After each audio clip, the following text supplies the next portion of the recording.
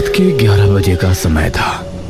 एक बस तेज रफ्तार के साथ हाईवे से गुजर रही थी।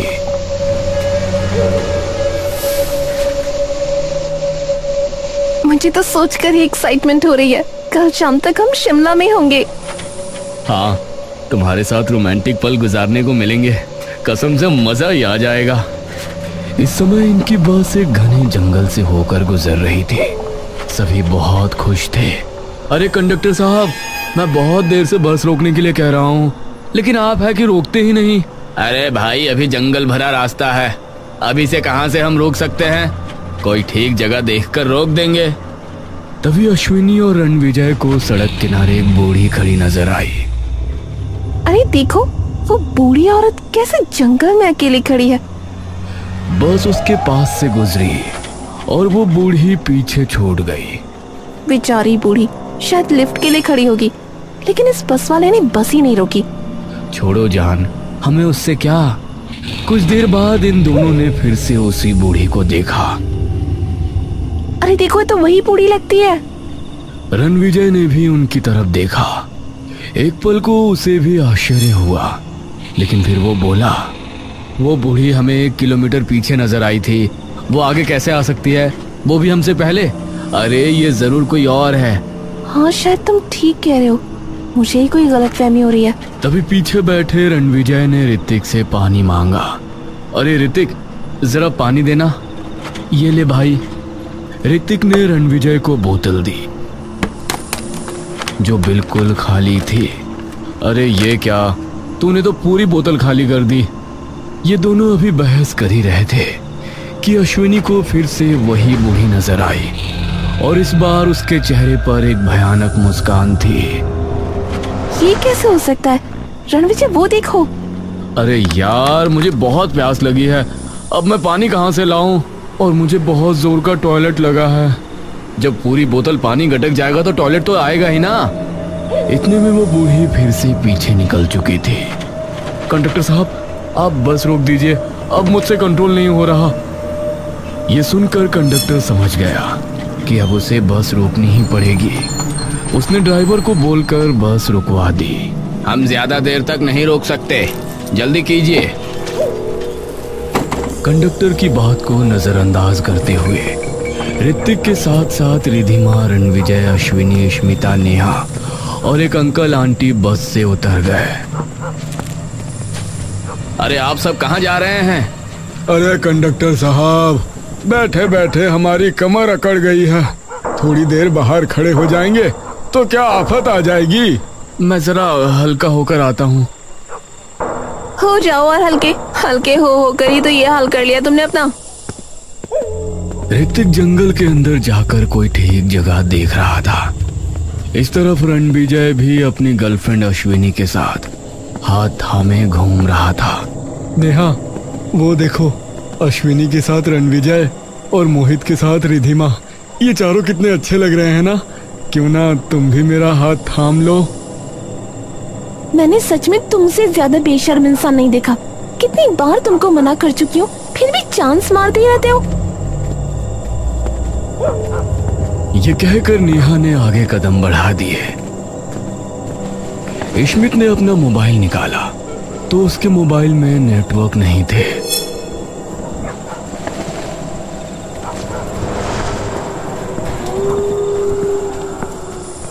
इस तरफ बस ड्राइवर और कंडक्टर भी परेशान हो रहे थे। बस रोकना भी हमारे लिए मुसीबत हो गई। अब ये लोग ना जाने कब वापस आएंगे। अगले ही पल ये सभी उनको बस की तरफ आते हुए नजर आए। अरे ये लोग तो बहुत जल्दी आ गए। वो सभी आकर अपनी अपनी जगह पर बैठ गए। उनका स्वभाव बहुत बदला हुआ था। कोई कुछ भी नहीं बोल रहा था।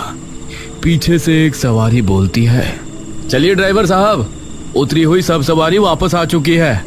ये सुनकर ड्राइवर ने बस आगे बढ़ा दी।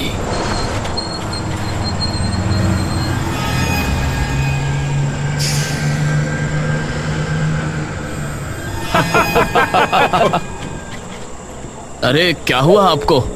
ऐसे क्यों हंस रहे हो? एक एक करके सभी हंसने लगे।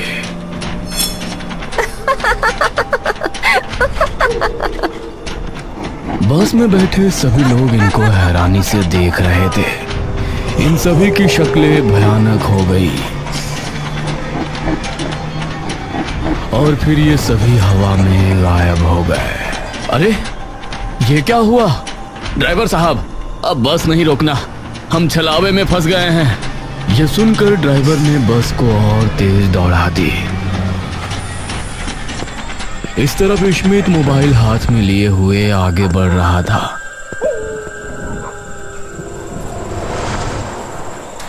अरे यार, यहाँ तो एक भी नेटवर्क नहीं है। वो नेटवर्क की तलाश में थोड़ा जंगली इलाके में चला गया। तभी उसको सामने से आवाज आई। रुक जाओ, वरना ज्यादा आगे जाओगे तो रास्ता भूल जाओगे। उसने आवाज की तरफ देखा तो ये नेहा ही थी। अरे नेहा, तुम यहाँ? हाँ। नेहा उसको देखकर मुस्कुरा रही थी। क्या बात है, लगता है गाड़ी पटरी पर आने लगी है। हाँ, मैंने सोचा क्यों ना हम भी अपनी जोड़ी बना ही ले। ये हुई ना बात, अब जाकर तुमने सही फैसला किया। हाँ, चलो मेरे साथ। नेहा ने उसका हाथ थामा और उसको लेकर आगे बढ़ गई। अरे अरे, इतनी तेज तुम कैसे चल पा रही हो? जंगल है यार, आराम से चलो। स्मिथ इस बात से हैरान था कि हाई हील पहनने के बाद भी नेहा इतनी तेज कैसे चल पा रही थी।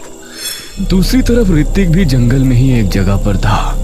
चलो, हल्का तो हो लिया, कितना सुकून मिल रहा है। वो वापस रिधिमा के पास रवाना हुआ। ये ऋतिक कहाँ रह गया? अभी तक आया ही नहीं। तभी कुछ दूरी पर उसको एक अक्स नजर आया।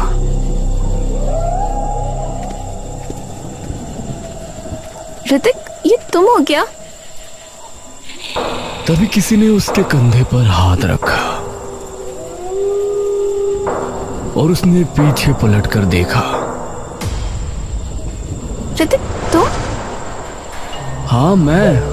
और कौन होगा? अभी तक तुम वहाँ झाड़ियों में थे ना? नहीं, मैं वहां कैसे हो सकता हूँ? मैं तो तुम्हारे सामने हूँ। इस तरफ स्मिथ नेहा का हाथ थामे जंगल में घूम रहा था।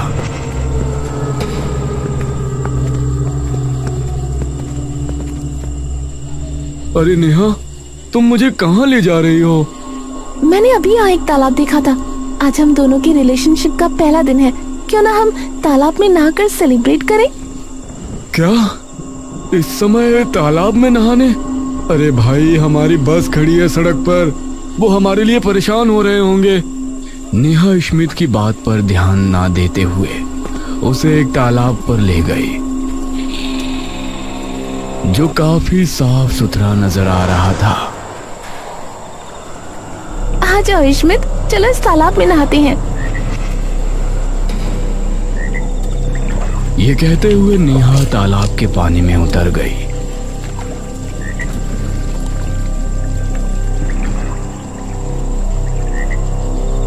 और पानी में उतर गया। पानी में उतरकर वो आगे बढ़ना चाहता था, लेकिन ना जाने क्या हुआ। अरे, मेरे पैर इस पानी में जम कैसे गए? मैं आगे क्यों नहीं बढ़ पा रहा?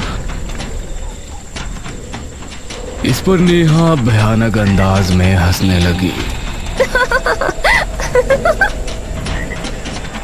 उसकी आंखें लाल लाल चमक उठी और वो तालाब से बाहर निकल गई।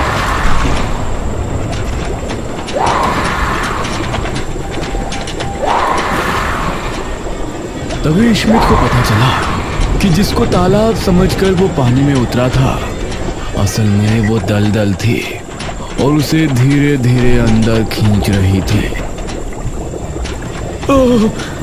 बचाओ, कोई मुझे बचाओ! धीरे धीरे उस दलदल ने स्मिथ को पूरी तरह से अपने अंदर समा लिया। कीचड़ से कुछ बुलबुले उठे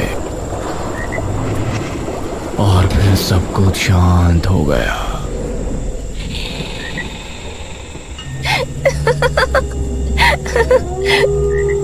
वो लड़की जो अब तक नेहा दिख रही थी, अचानक हवा में गायब हो गई।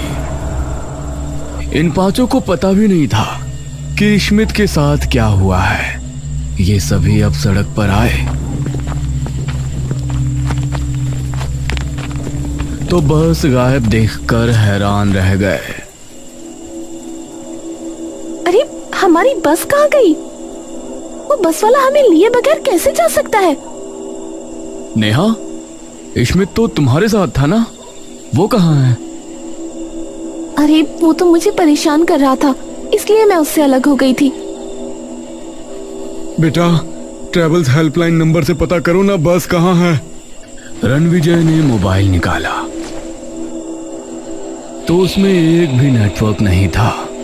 ओह शिट, अश्विनी तुम अपना मोबाइल चेक करना, मेरे मोबाइल में नेटवर्क नहीं है। अश्विनी ने मोबाइल निकाला। अरे यार, मेरे मोबाइल में भी नेटवर्क नहीं है। तभी इनको सामने दो हेडलाइट नजर आई। चलो, लगता है कोई बस आ रही है। वो बस इनके करीब आई तो इन्होंने पाया कि वो बस इन्हीं की थी। अरे ये तो हमारी ही बस है, शुक्र है वापस आ गई।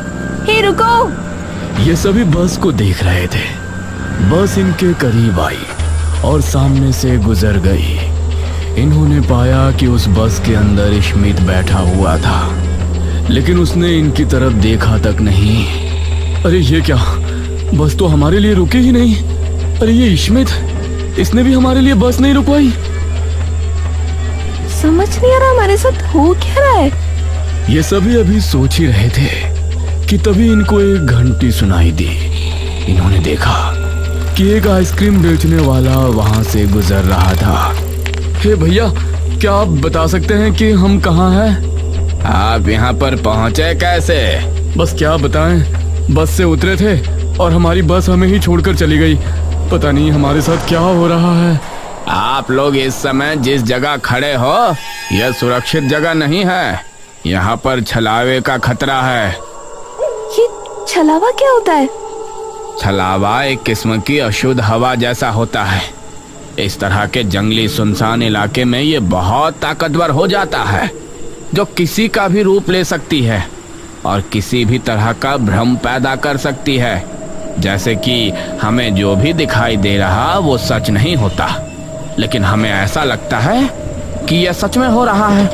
छलावा हमारे दिमाग के साथ खेलता है और हमें इस कदर मजबूर कर देता है कि हम उसमें फंसकर अपनी जान तक गवा देते हैं। यह सुनकर वो अंकल, आंटी और अश्विनी बहुत ज्यादा डर गए, लेकिन बाकी चारों पर इसका कोई असर नहीं पड़ा। इसका मतलब जो बस हमें दिखाई दी वो हमारी बस नहीं होगी, तभी वो हमारे लिए नहीं रुकी।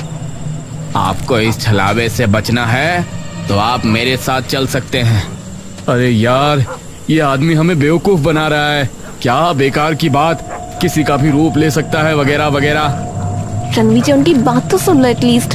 अरे बेबी, तुम शांत रहो, कुछ नहीं होगा। ये कहकर रणविजय ने उस आदमी से पूछा, यहाँ आसपास कोई ढाबा वगैरह या कोई पुलिस स्टेशन? लगता है आप लोग नहीं मानने वाले। आपको बताना है तो बताओ, वरना यहाँ से जाओ, बेकार की बातें मत करो। ठीक है, आप यहाँ से सीधे चले जाइए, आपको एक ढाबा नजर आएगा। लेकिन मैं अब भी कह रहा हूँ, आप इस तरह यहाँ मत भटकिए।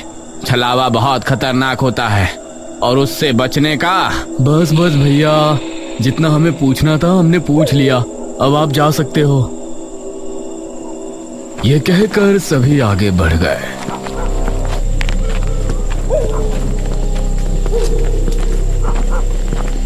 लेकिन अश्विनी के दिल में डर बैठ गया था। चलो वहीं चलते हैं, हो सकता है वहां कोई लैंडलाइन मिल जाए। ये सभी उस तरफ रवाना हो गए और आगे बढ़ते रहे। आ जाओ बच्चों, कहाँ जा रहे हो? इनको जंगल में एक झोपड़ी नजर आई, जिसके दरवाजे पर खड़ा एक बूढ़ा इन्हें बुला रहा था। अरे देखो, वो बूढ़ा हमें बुला रहा है, चलो उसके पास चलते हैं। वो चाय की दुकान ना जाने कितनी दूर होगी। नहीं, उस आइसक्रीम वाले ने हमसे किसी झोपड़ी या बूढ़े के बारे में कुछ नहीं कहा था। यार देखो, हम लोग बहुत थके हुए हैं, तुम लोग को जाना है तो जाओ, हम यहीं रुकते हैं, सुबह होने पर हम भी वहाँ आ जाएंगे। ये कहकर रिधिमा ने ऋत्विक का हाथ थामा और उस बूढ़े की झोपड़ी की तरफ रवाना हो गई। अब ये सभी आगे बढ़ गए। बूढ़े के पास ये दोनों जैसे ही पहुंचे तो उस बूढ़े ने इनको प्यार से घर के अंदर बैठाया। आओ बच्चों, बैठो। शुक्रिया अंकल। इस रास्ते पर छलावे का डर है ना, इसलिए हर रोज यहाँ जो भी लोग मुझे नजर आते हैं, मैं उनकी मदद के लिए उन्हें बुला लाता हूँ। आप बहुत अच्छे अंकल। तुम लोगों को भूख लगी होगी ना? हाँ अंकल, बहुत भूख लगी है। मैं तुम दोनों के लिए खाना लगा देता हूँ, पेट भर के खा लेना। ये कहकर बूढ़े ने एक थाली में खाना निकाला और इनको परोसा। शुक्रिया अंकल। उस थाली को देखते ही इन दोनों का दिल दहल उठा। इन्होंने पाया कि उस थाली में 2 इंसानी कटे हुए हाथ रखे हुए थे।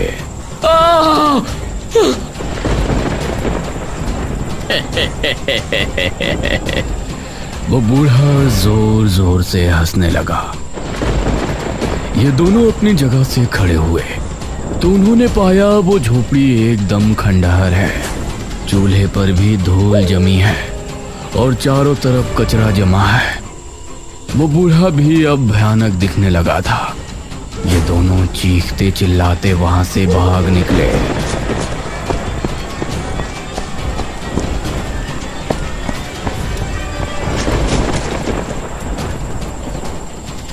हे भगवान, हमें बचा ले। ये कुछ ही कदम चले होंगे कि तभी इनको एक चाय की दुकान नजर आई, जहां इनको रणविजय और बाकी सब लोग नजर आए।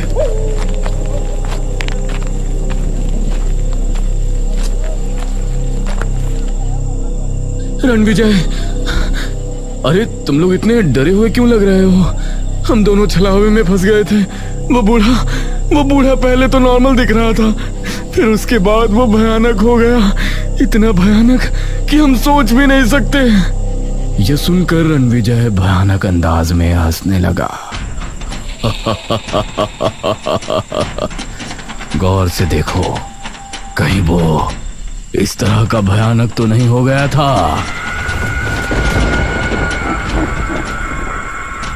तभी वहां मौजूद सभी लोग उस बूढ़े की शक्ल में बदल गए और ये देख उनके रूह कांप उठे।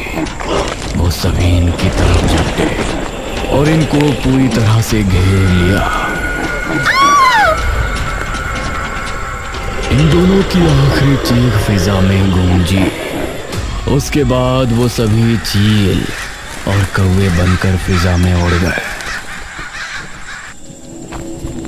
इस तरफ ये सभी लोग एक ढाबे पर पहुंचे। शुक्र है इंसान नजर तो आए। ये सभी उस चाय की दुकान में जाकर बैठ गए। भैया, हम सबको एक एक चाय बनाकर दो और ये ब्रेड पकौड़े भी लगा देना। इस पर उस आदमी ने इन सभी की तरफ देखा और अपने बर्तन में दूध डाला। अंकल, एक चाय मुझे भी दे दीजिए, मेरे पास पैसे नहीं है। अरे चल, निकाल यहाँ से भिखारी कहीं का। यह सुनकर वो बच्चा वहां से चला गया। तभी एक चारपाई का पाया मुड़ा और दोनों आदमी नीचे गिर गए। अरे मंगरू, कितने बार कहा है इस चारपाई को ठीक करवा लो। माफ करना ताऊ, कल इसको ठीक करवा लूंगा। रणविजय, मुझे यहाँ कुछ ठीक नहीं लग रहा। तभी वो बच्चा फिर से वहां आया। अंकल, मुझे बहुत भूख लग रही है, मुझे एक चाय दे दो। अरे चल यहाँ से भिखारी कहीं का। अब फिर से चारपाई से वो दोनों आदमी गिर गए। अरे मंगरू, अरे तुमसे कितनी बार कहा है इस चारपाई को ठीक करवा लो। माफ करना ताऊ, कल इसको ठीक करवा लूंगा। ये देखकर उन सबको अब डर लगने लगा। चलो जल्दी से यहाँ से निकलो।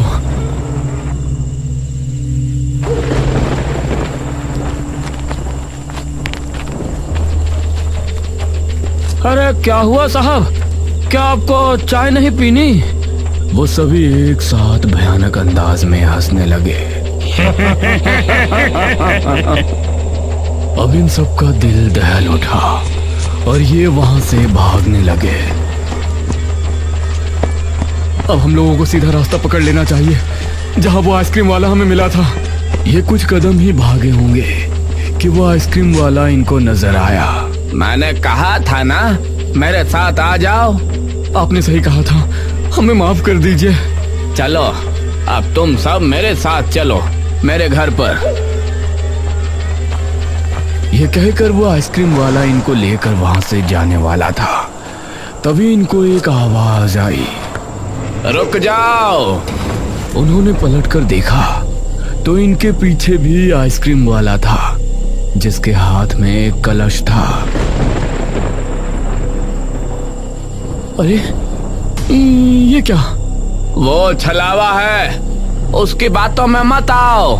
ये सुनकर उस दूसरे आइसक्रीम वाले ने कलश से भस्म निकालकर हवा में फूंकी।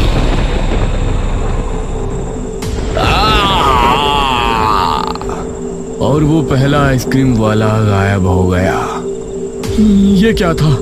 शुक्र है मैं यहाँ सही समय पर पहुँच गया, वरना आप लोगों की जान खतरे में थी। आपने हमें जिस ढाबे के बारे में बताया था वहाँ तो असल में कुछ था ही नहीं। जब मैं आप लोगों को समझा रहा था और आप नहीं माने तो मैं आपको छोड़कर अपने घर पहुँचा। वहाँ जाकर मैंने अपनी ठेली को घर पर छोड़ा और ढाबे पर पहुँचा, लेकिन वहाँ जाने पर मैंने पाया कि आप उस असली ढाबे पर पहुँचे ही नहीं। फिर मुझे आप लोगों की चिंता हुई और आपको ढूंढने निकल पड़ा। अब आप ही बताइए कि अब हम क्या करें, और आपके आते ही वो छलावा कैसे गायब हो गया? मैं आप लोगों को यही बता रहा था कि छलावा को चंदन की लकड़ी की भस्म से ही भगाया जा सकता है। मैं ये भस्म अपने साथ हमेशा रखता हूँ, इसलिए छलावा मुझे आज तक कोई नुकसान नहीं पहुँचा पाया। आपका बहुत बहुत शुक्रिया, आपने हमें बचा लिया। अब आप लोग मेरे साथ आइए। वो आदमी अब इनको लेकर अपने घर पहुंचा।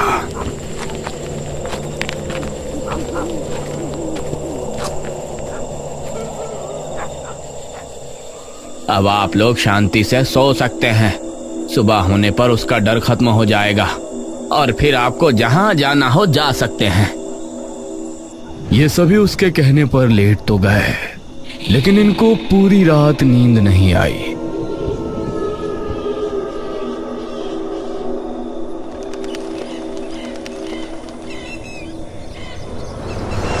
सुबह होने पर ये आइसक्रीम वाले से विदा लेकर वहां से निकले।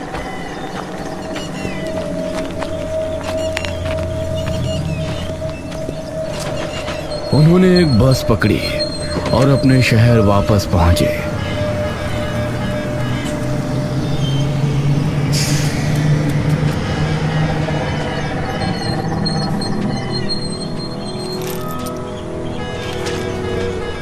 ये सभी अपने आप को सुरक्षित पाकर खुश तो थे, लेकिन अपने 3 दोस्तों की मौत का गम भी इनको हो रहा था। वो रात शायद इनको हमेशा याद रहेगी, क्योंकि वो रात सबसे भयानक रात थी।